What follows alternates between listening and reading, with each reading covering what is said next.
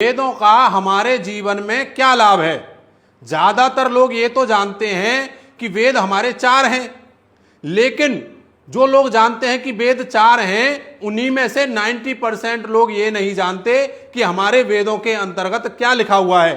अगर जानते हैं तो इतना जानते हैं कि वेदों से हमें आध्यात्मिक ज्ञान प्राप्त होता है। लेकिन मैं उनकी जानकारी के लिए बता दूं कि वेदों में जो है आध्यात्मिक ज्ञान के साथ साथ आपको अपना जीवन सुख में कैसे जीना है, आपका जीवन का उद्देश्य क्या है, सामाजिक कार्य हमें क्या करने चाहिए, वेदों में आपको जो है मानव जीवन के विभिन्न पहलुओं का वर्णन मिलता है।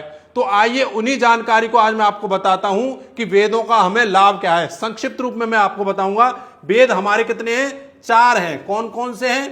पहला है ऋग्वेद, दूसरा है यजुर्वेद, तीसरा है सामवेद, और चौथा आपका हो गया अथर्ववेद।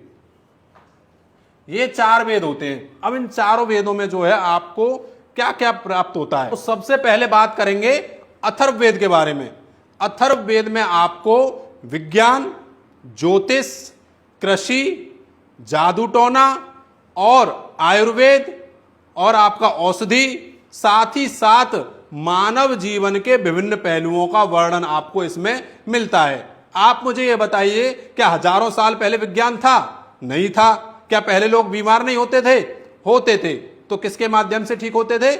आयुर्वेद चिकित्सा के माध्यम से ठीक होते थे। जब आप इसमें आयुर्वेद के बारे में पढ़ेंगे तो आप अपने रोगों को तो ठीक कर ही लेंगे, साथ ही साथ में आप अन्य लोगों के भी रोगों को ठीक कर सकते हैं। आप इसमें पढ़ेंगे तो ज्योतिष में भी आप जो है प्रकांड विद्वान बन सकते हैं, कृषि के बारे में भी आप जानकारी ले सकते हैं। इसमें आपको बहुत सारी जानकारी मिलती है अथर्ववेद में। यह मैं आपको संक्षिप्त रूप में बता रहा हूं।